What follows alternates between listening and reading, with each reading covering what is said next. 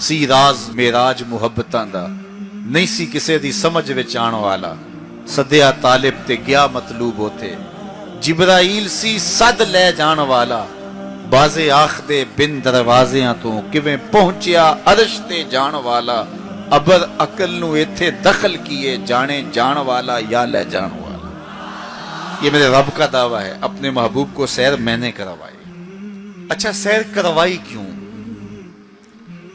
तो कहा कि मैं अपने अजायब कुदरत की निशानियां अपने अब्दे खास को, अब्दे मुनीब को, अब्दे मुख्तार को, अब्दे मुकर्रम को दिखाना चाहता हूं। और फिर अल्लाह जल्ला शानहू ने अपने महबूब को इतनी निशानियां दिखाई जिनका ताल्लुक देखने से भी था, जिनका ताल्लुक विजदान से भी था, महसूसात से भी था, सुनने से भी था।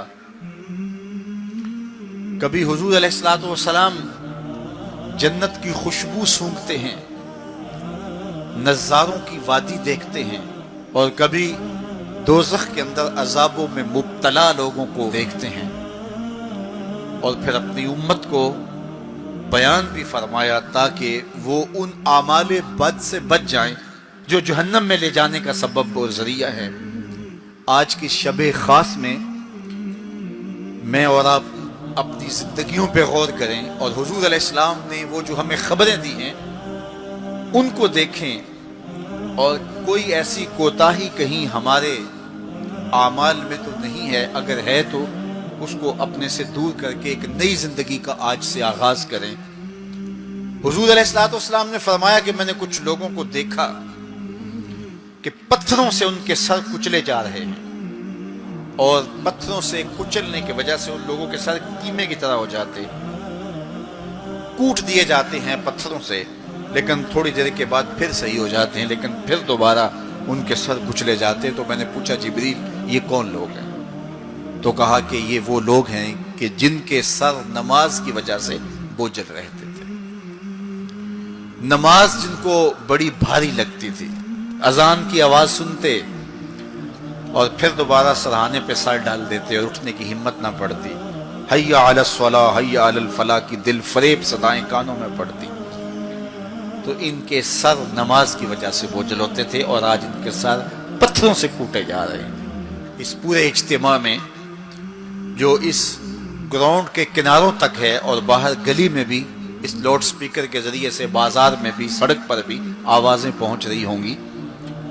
तो आप सब और मैं गौर करें कि हमारी जिंदगी में कहीं नमाज से कोताही तो नहीं है। और ये भी सुन लीजिए कि ये मेराज का तोहफा खास है जो हुजूर लेकर आए हैं। इसीलिए अस्सलातो मेराजुल मोमिनीन कहा गया कि नमाज अहले ईमान के लिए मेराज है। हुजूर का मेराज तो ये कि दीदारे इलाही किया और वहां तक पहुंचे जहां किसी का तसव्वुर भी नहीं पहुंच सकता। लेकिन इस उम्मत के लिए मेराज ये है कि जब वो पेशानी सजदे में रख के सुभान रब्बियल आला कहती है, इतनी रहमतें बरसती हैं कि अगर लोगों को पता चल जाए कि हम जब सजदे में होते हैं तो कितनी रहमतें बरसती हैं, तो वो सजदे से सर ही ना उठाएं, इतनी रहमतों का नज़ूल होता है।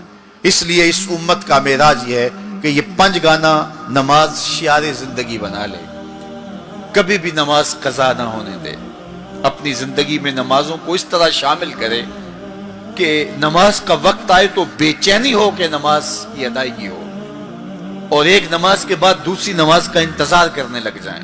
हुजूर नमाज को आंखों की ठंडक करार दें। बिलाल हबशी को जब अजान के लिए कहते तो ये फरमाते, अरेहना या बिलाल, बिलाल उठो और हमारे सीने को राहत पहुंचा दो।